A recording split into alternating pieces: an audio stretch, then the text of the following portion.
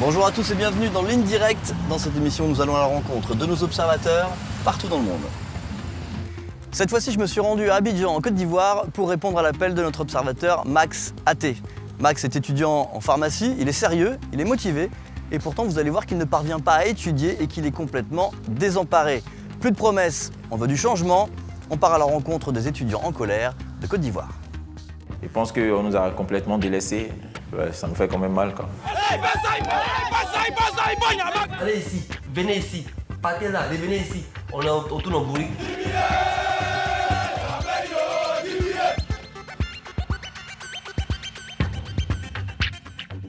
À part ça, président, merci.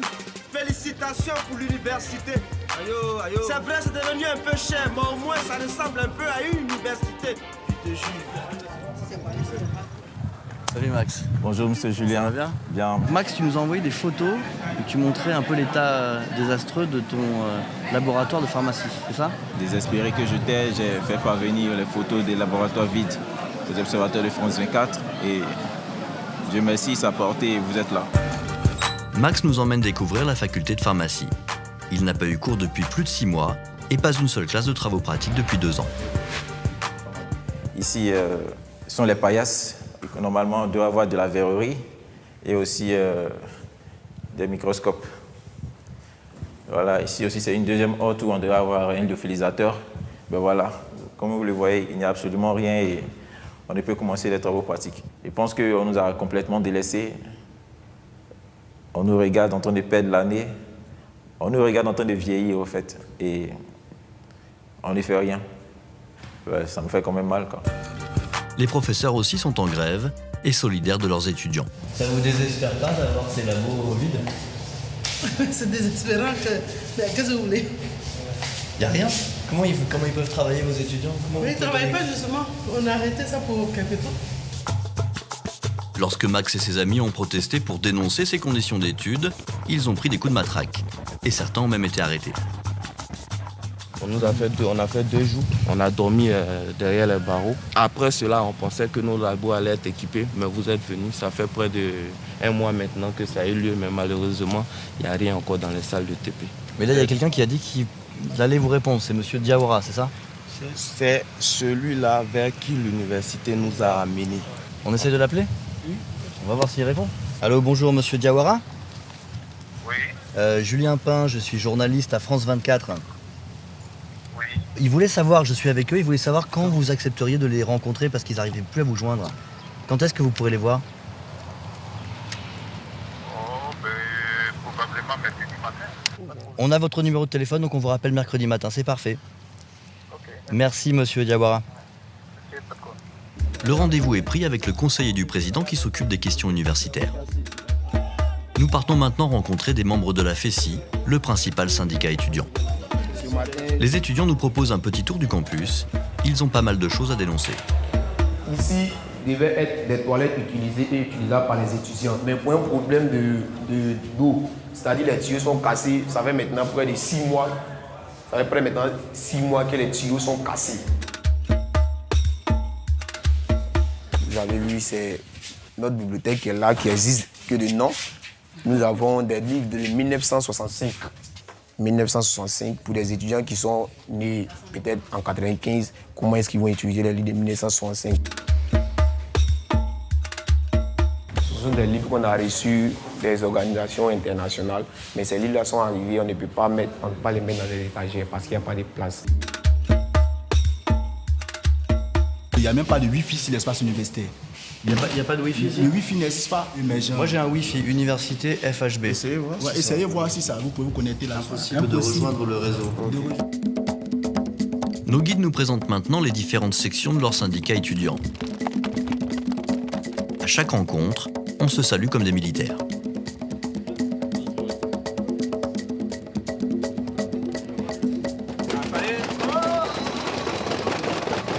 Lui, c'est le général Arnaud Tobité, secrétaire général FESI Flash. Vous appelez le général? Comment?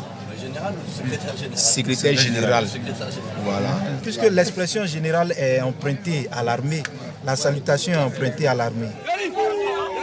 Aujourd'hui, le syndicat fête ses 25 ans. Très lié à l'ancien pouvoir et autrefois tout puissant, il a connu une traversée du désert après la crise post-électorale. Avec cette célébration, la FESI montre qu'il faut de nouveau compter avec elle.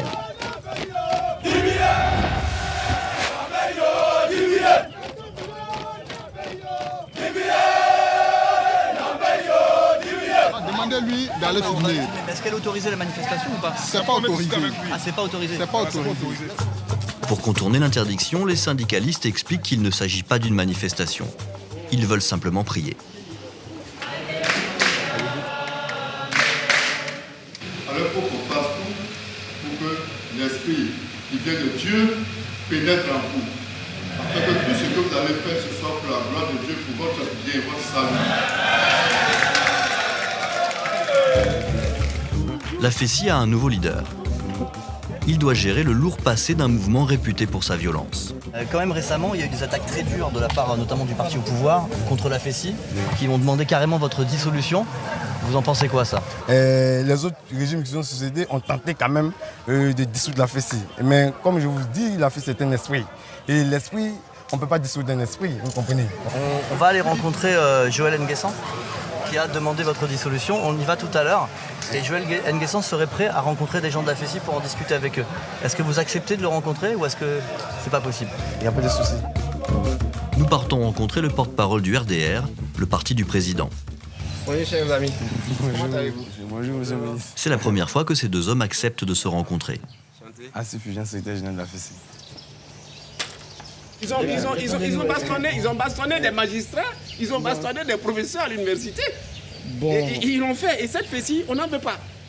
Je tiens à rassurer monsieur le ministre que nous sommes aujourd'hui à la tête de cette organisation-là. Et effectivement, nous ne voulons pas une organisation qui se veut être une organisation violente.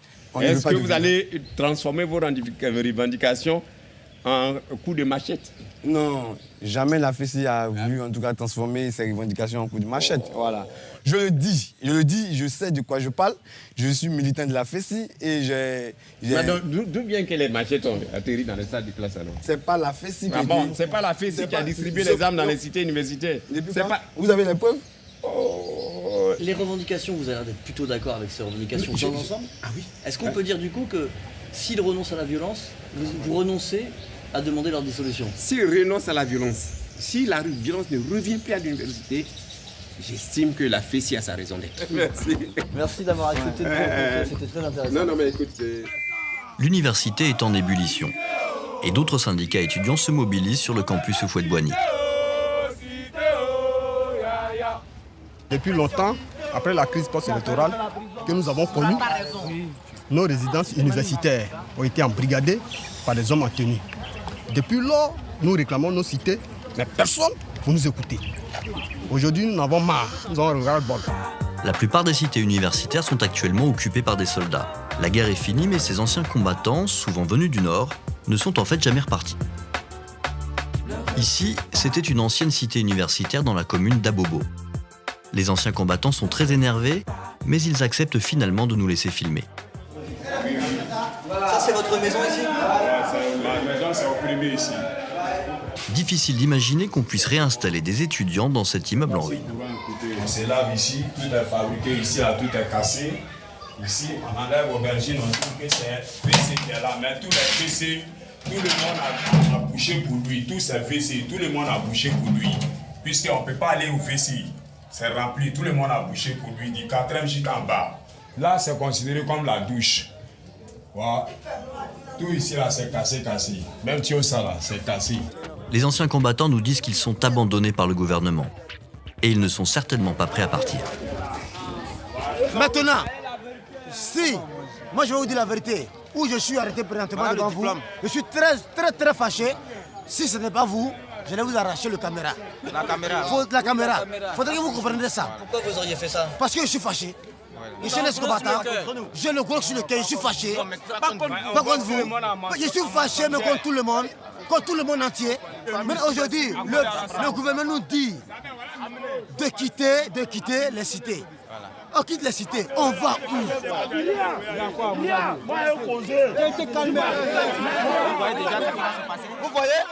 Vous voyez, c'est grave, c'est très chose.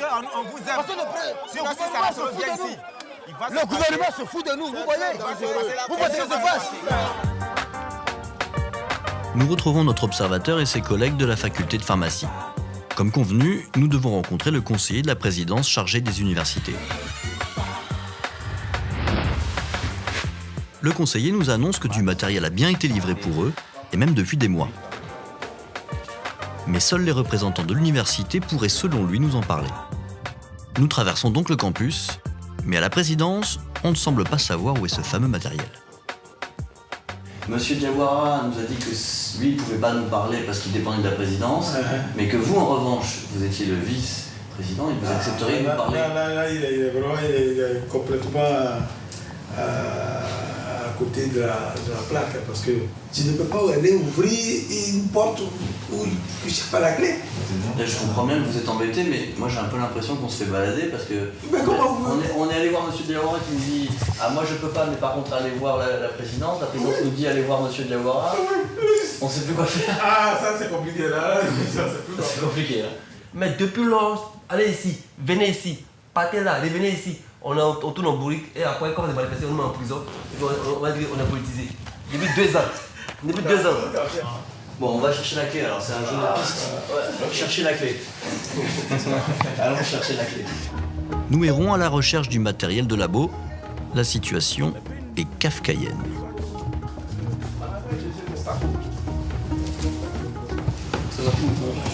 Mais ça peut être pour la physique aussi? On a l'impression aussi que vous êtes en train de chercher la petite bête. Nous finirons par trouver la fameuse salle où est entreposé le matériel. Fichier scientifique. Donc c'est ici que la chasse au trésor s'arrête. On a trouvé le matériel, il est là. On l'a trouvé. Ouais, son installation, point d'interrogation. Ouais.